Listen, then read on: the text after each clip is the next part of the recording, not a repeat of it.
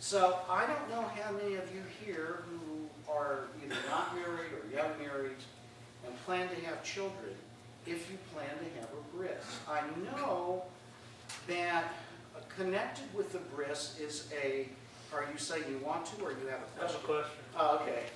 Will the Orthodox still do a bris on the 8th day if it falls on Shabbat? Yes, in fact, you have to. A bris has to be done on the 8th day, and it's so important that it be done on the 8th day that it's not only done on Shabbat, it can be done on Rosh Hashanah. I've done them in my office on Yom Kippur, in between the last service and the next service. And Use that curve because route. it's so important to do it on the 8th day, you don't have to have a menu.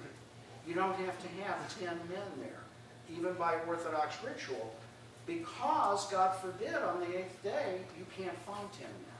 It's still more important. Now, if for any reason the baby cannot medically tolerate circumcision on the 8th day, you can then put it off. And you can do it any time thereafter that the baby is medically able to tolerate it, but then you don't do it on Shabbat. You wouldn't do it on a holiday because you have those options. It's not that you're trying to hit the 8th day. Al? Well, you anticipated one of my questions, if it's a prematurity, we would do it, but what if a baby is born with some kind of ambiguous genitalia in situations where they're not sure?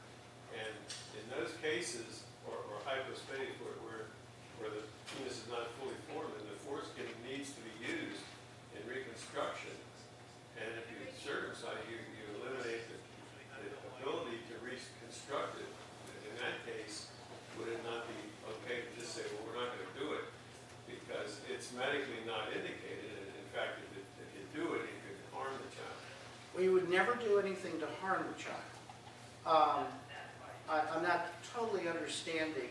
You would use the foreskin to create... This is well known, that if the penis doesn't completely form, Yes. if it's open, sometimes called hypospadias, the lower portion, and the whole channel doesn't form.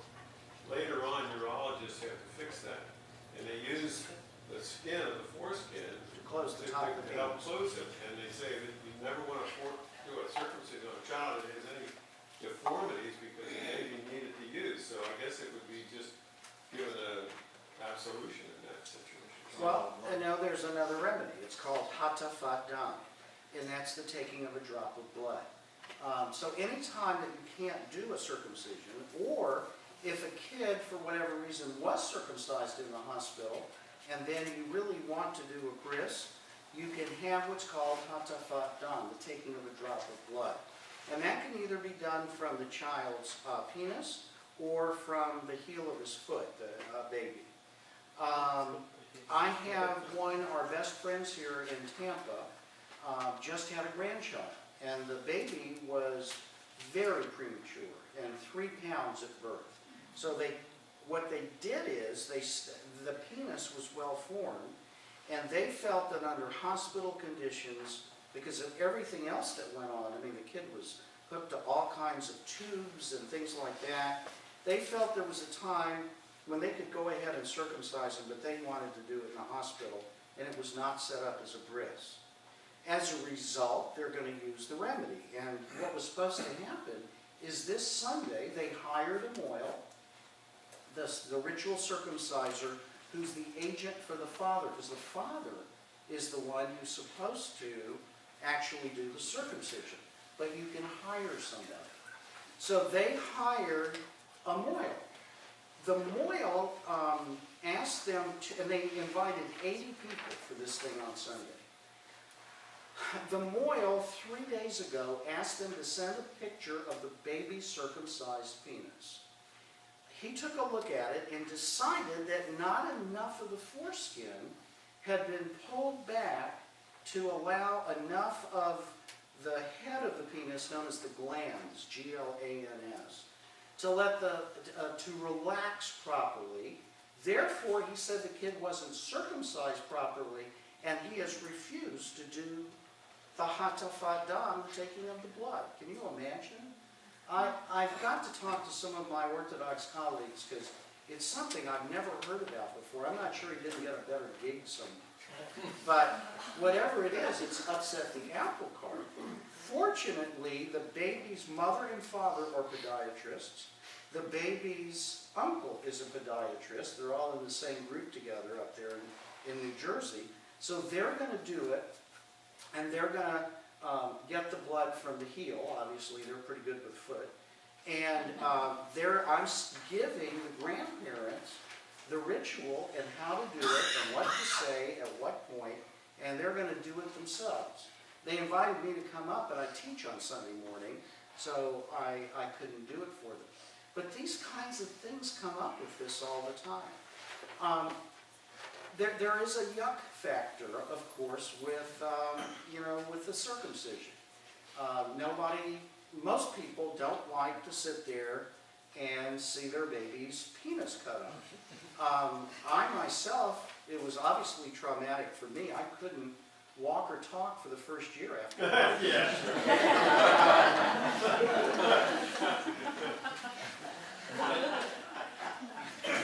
Just say one more thing. This is, from a medical standpoint, this is not something that you just do lightly, because there have been many cases reported where later in life children have difficulties with erections and so forth as a result of improper circumcisions. So it's not something that you just say, well, I'm just gonna, it can be a difficulty later in life. Yeah. Yes. Who usually does it here? Where is it done? And have you had any complications? Okay, I got to tell you some jokes with it. I have always wanted to do it. My wife Donna, I do woodworking, and I build furniture. And my wife Donna reminds me that I always go back to Home Depot and get another piece of wood because I'm cutting too short. So she's nixed that. Knowing that the father could choose an agent, I decided at one particular bris, because I've been to hundreds, if not 1,000 of them, I decided to ask the father if he would allow the mohel to let me do the actual cut. In other words, the mohel set everything up ahead of time. I'm going to show you a picture. Set everything up ahead of time, and all I had to do was take the scalpel and just cut around. There was nothing in danger, and cut off the actual foreskin. The doctor who did it played a joke on me, because once you do that using a clamp called the Mogan clamp, all you're initially left with is the shaft of the penis. You can't see the top of the penis because it's hidden in the shaft until you pull that shaft down and the penis pops up. You can't tell. I never noticed that little part of it all the time. So I make the cut, and I'm ready for whatever's next, proud of myself, and the doctor says, uh-oh. And everybody around goes crazy. He says, where is it? And I go, oh my God.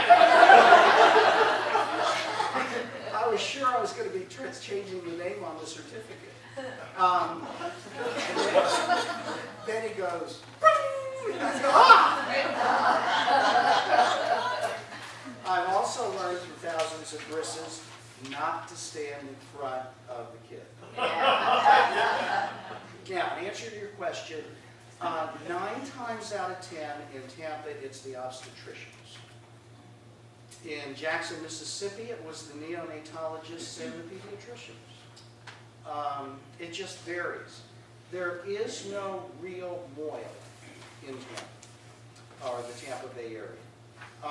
None of business. People either, if they want a mohel, they hire one from Miami. He's called Scythe the Knife. And then there's one that they get out of Daytona. And both of them put on a fabulous show. I mean, it's all kinds of jokes and things. And, have you ever been to these Japanese restaurants? Okay, so there's serious religion with it, but they also have a little fun with a little chill on the side. And they're not cheap. So I have a whole list if people want of obstetricians that I regularly use. And they're really good, they're fast, they're accurate, and they're willing, and this is the important thing, they're willing to come to the temple, do it in your home, or do it in their offices on just about on any day of the week. So for us, they're very, very valuable. Any doctor can take a course in being a Moyle.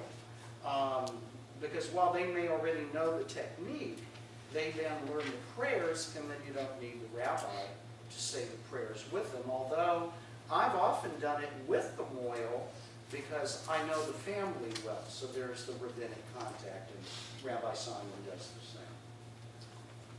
same. Did you have your hand up again? Me, no. Oh, okay.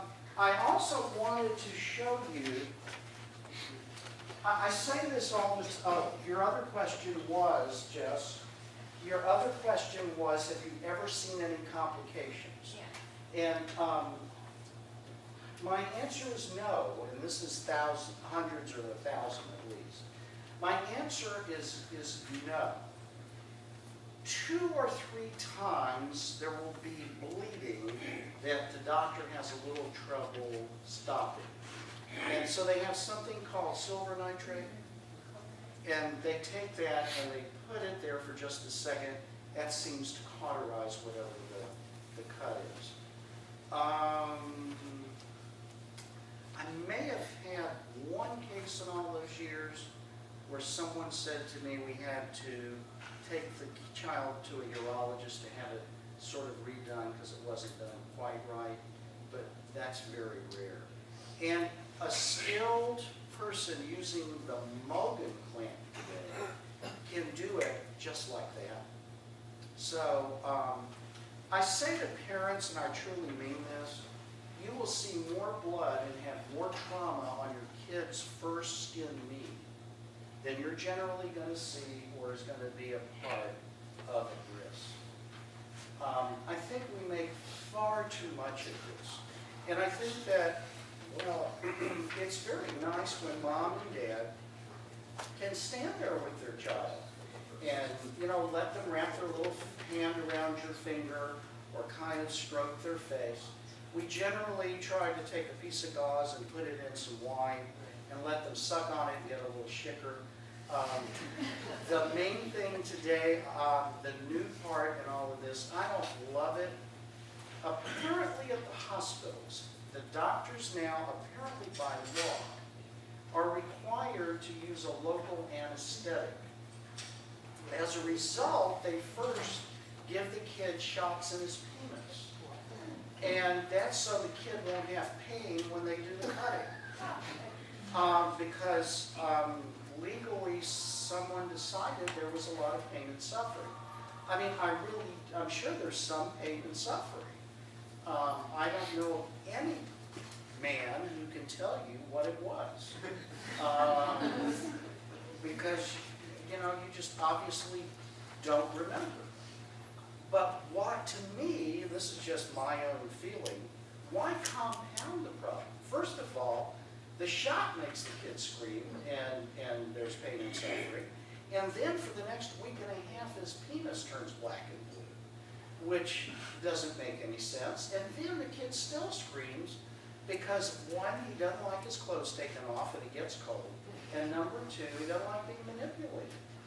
So a lot of it has to do with that. I would think that would be very contraindicated because what you're doing is you're distorting the tissue. If you inject an anesthetic in it, you swell it up, and then the cutting could be different. I don't understand that at all. I don't know. Do they do these on women? The persistent dyspnea of female? I'm not doing it. No, I mean, is there not something that can be done or not? I don't know. I think I've read about it, but I don't know. Just so you know, to kind of allay your fears, there's 3 kinds of clamps very quickly. If this is the head of the penis and this is the shaft, the one that's called the Mogan, or the shield,